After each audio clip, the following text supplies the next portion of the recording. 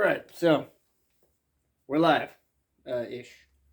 Um, so I wanted to actually make a video for you guys. Um, I want to start doing these for a little bit of time now. I got the headphones on because I actually have the mic in.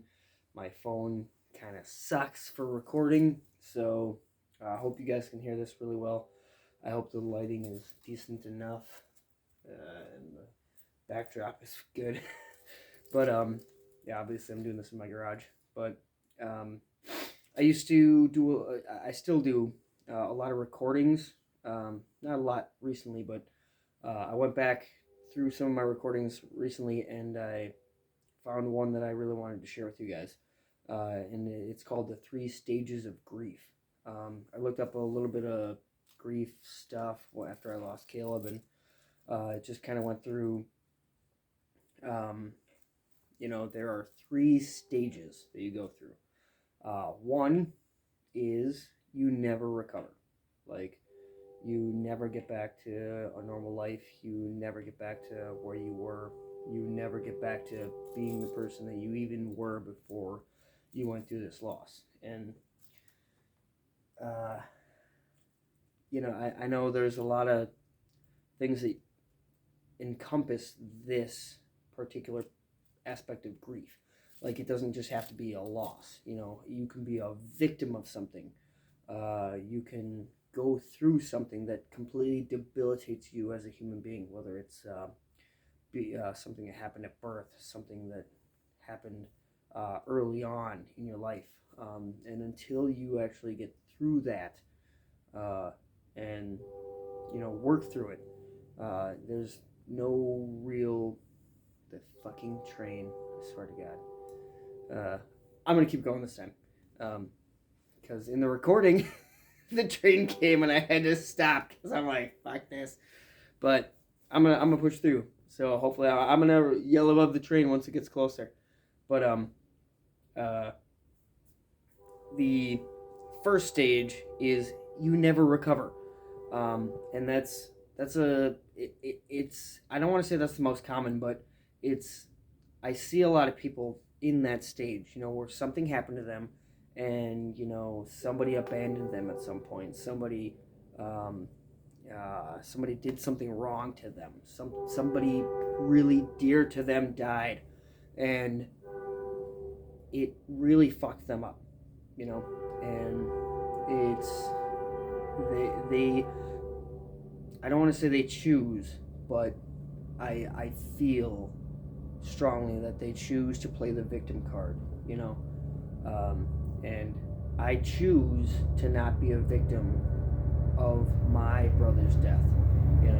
I've got a post that I had a talk with him, and he told me I'm not responsible for his death or anything like that, and it was enlightening, and it gave me a ton of perspective. But that's the stage you want to get out of. You need to dig and you claw, you do whatever you need to, but get out of that state of mind where you are a victim. Okay? You're not a victim. You're a human being, and you need to take control. Alright, whether it's in here, whether it's up here, whether it's out there, you need to take control. And it's hard. And hopefully I can get into a video about how to do that soon. But right now I'm going through 3 stages. So the second stage is getting back to normal. Alright?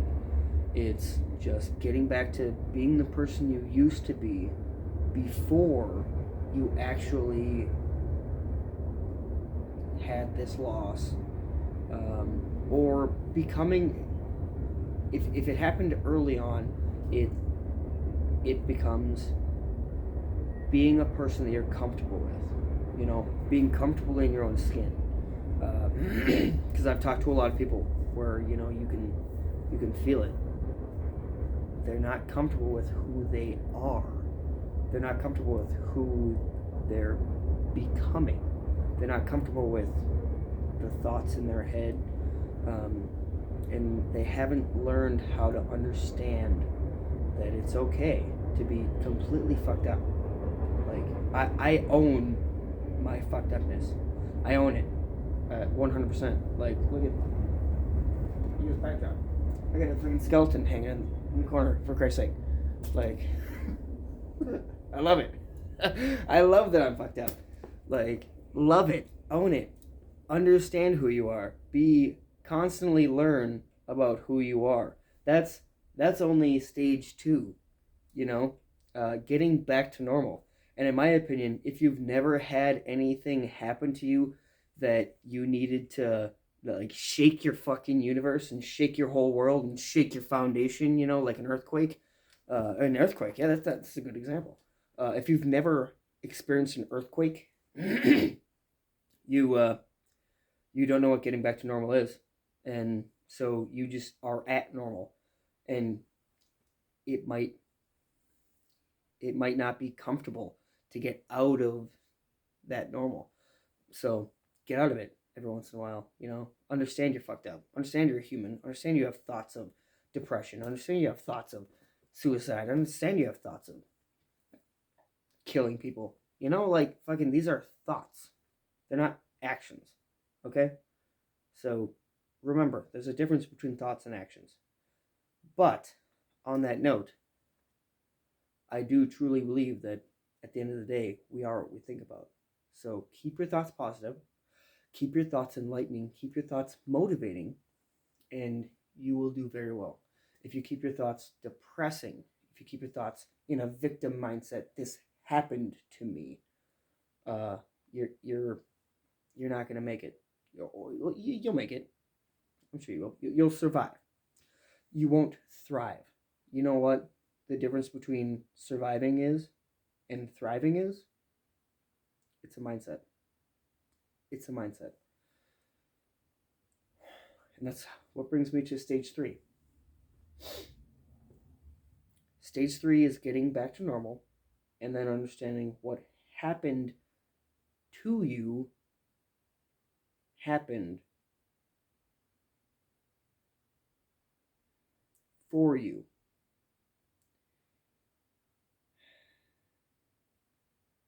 And that's hard. That's really hard.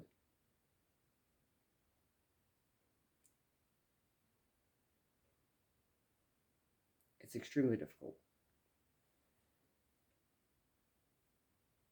Knowing from personal experience, it's a complete mindfuck. It's a complete mindfuck. Like, to tell, if at the beginning, and I'm going to go through kind of my stages through all these. So I'm going to start with this. If anyone told me at the beginning, Zach, you're going to be stronger because your twin brother died. You're going to be a better person because your twin brother died. You're going to be the best version of you that you possibly can be. If you look at 1,000 of yous and the only one of you right now was your twin brother died, and all 999 still have their twin brother, that I'd be the best. I'd be like, you go fuck yourself. Go fuck yourself. Fuck off right now. I'm going to punch you in the goddamn face. Please leave before I act without thinking. I would have punched him in the face. I would have punched him in the goddamn fucking face. I still might. I'm a human. I got thoughts. Punch people in the face. But back to it. I went through all 3 stages. Luckily, I went through all three stages. My first stage, obviously, I was a victim. This happened to me. This death of my foundation. And that's exactly what it was. I don't think I realized what Caleb was until he was gone. You know, it's a classic quote. Uh, you don't realize what you've got until it's gone. I had no idea. I had no fucking clue. Caleb was my rock. He was literally like, if I was one leg of a two-legged table, Caleb was the other leg. And we fucking somehow balanced the shit that was on top of the table. And then all of a sudden he got fucking like wiped out, and I'm like, fuck, fuck, fuck, fuck, fuck. Jesus Christ, I can't stop rolling. I can't stop rolling. And if it were a building, you know, like he was like 80% of the foundation, you know, like an earthquake. The whole fucking foundation was like, and then the building was like, oh, bam, done. We're not standing no more. You know, there was like a bathroom left, and the toilet was probably like, but I mean, there was so much that had been fallen down. There was so little standing that you couldn't even comprehend that it was a building anymore. So naturally, Ed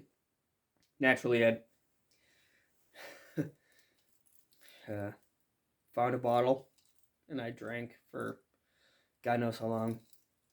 In the first 3 months, I probably took 3 days off where I didn't get completely hammered drunk to the point where I couldn't understand or remember the conversations that I had with people that were trying to help.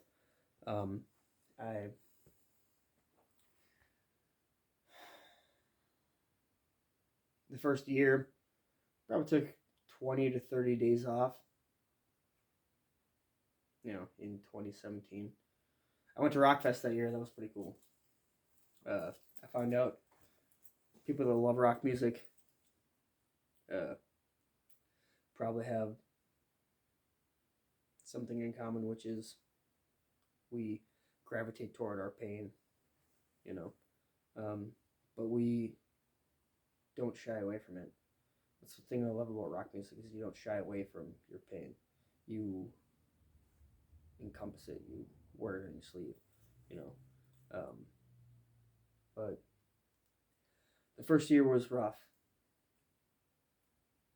I mean, and then then my wife got pregnant with our daughter, Winter, and I had to come to a conclusion where, you know, I had to get out of that first stage where I'm a victim, poor me, and you just need to get drunk. I need to drive into the opposite lane because the universe is fucked, you know. But I had something worth living for, and it was awesome. It was fantastic. It was the best thing I ever had in my life. Got me to stage 2, where I finally got back to normal. You know, I mean, I was still drinking, but I wasn't getting hammered fucking drunk every night. I took the responsibility of, I was working second shift.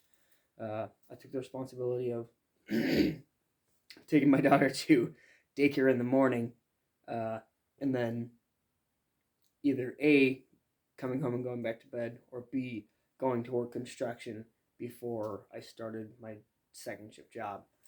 So at times I was working 16 hours a day, and still just completely playing the victim card, you know, but I was getting back to normal, you know, and then that itself is a process. But eventually I got back there. I was like, hey, you know what, I need to get rid of this second shift job. Found a place nearby, actually, Timber Technologies, in town, a mile away. It was great. It was fantastic. I found peace of mind. I found a good schedule. I found comfort, which is a little dangerous. But I found normal. I found getting back to normal. And it was good. I mean, every once in a while I still thought, poor me. But what pulled me out was, and I'll make a video on this later, release the weakness, releasing the parts of you that are held on to that particular event.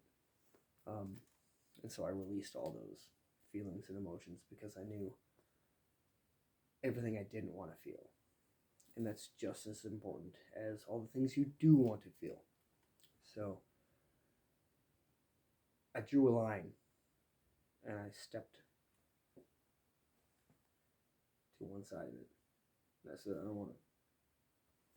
No more. And that's what brought me to stage 3. Also, I had another kid on the way. These goddamn kids. I tell you, they change our lives. They make you or break you. Fuck, man. But kids are the best thing in the world. And I'm so glad I'm a parent. That's a whole nother story. But stage 3 for me was, it hit me like a ton of bricks.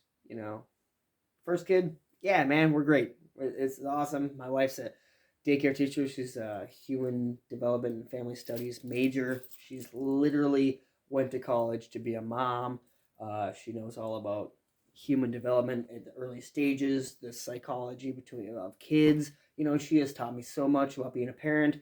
I am only the father that I am because of her. Like, anytime I'm like, I don't know what to do, she's like, "What, dude? Obviously, it's this." I'm like, "I'm sorry, I didn't read the books. That's why I've got you. Like, give me some info. Like, tell me what to do." And she's like, "Bitch, just fucking stay calm and chive on," or whatever the fucking saying is. But either way, she's got all the answers. And I love her. She is the best mom in the world. She's the best wife in the world. I love you, Lindsay. But stage 3 has been great to me. I realized, and after that conversation too, that was the turning point. I've got a post on this somewhere. You can look it up, but it was a conversation I had with Caleb where he said, "You are not at all at fault for what happened, and you're not to blame, and do not fucking get depressed over my stupid bullshit."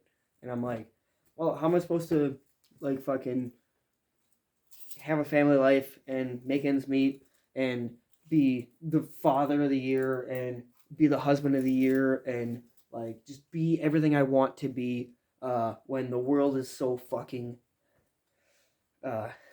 crushing and there's so much pressure and it just drives down on you every single fucking day.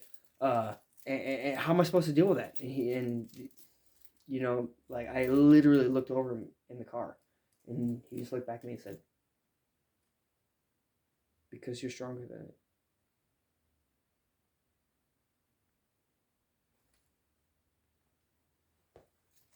Poof. That was it. Those were his last words of that conversation. And I sat and I thought,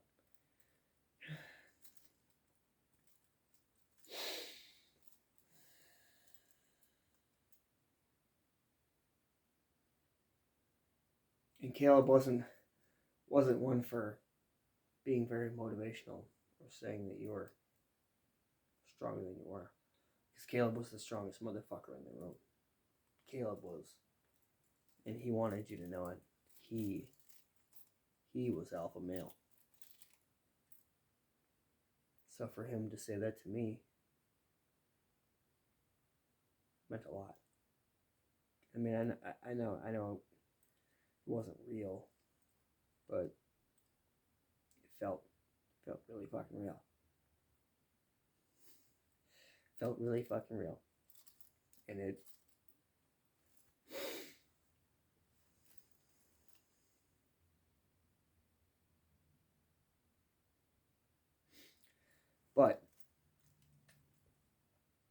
That was the beginning, the turning point of where I am today.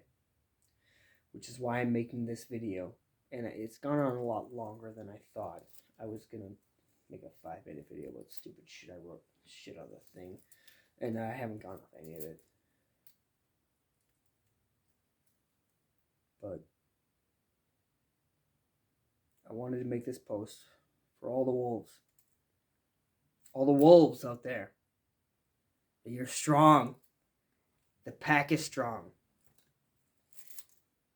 I love this line. The wolf, come on. The strength of the wolf is the pack. The strength of the pack is the wolf. The stronger the wolves, the stronger the pack. The stronger the pack, the stronger the wolves. It comes down to the fact of, if you surround yourself with strong people, you become strong. I want to surround myself with strong people. I hope that you want to surround yourself with strong people. I hope that I can give you strength. I hope that I can give you energy. I hope that I can give you anything. I hope that I can give you everything. And I mean, I know I'm in my garage, but it doesn't matter where you are. You need to start your journey right where you are. That's one thing I learned. It doesn't matter where you started. It matters where you're going. I'm going to end on this. I didn't want to, but I will.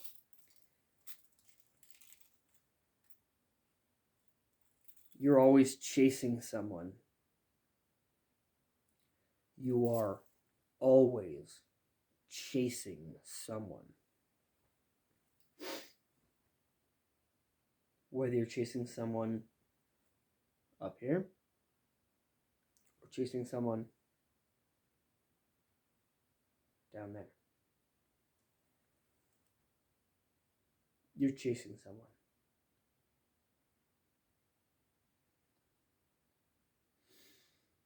Choose who you're chasing.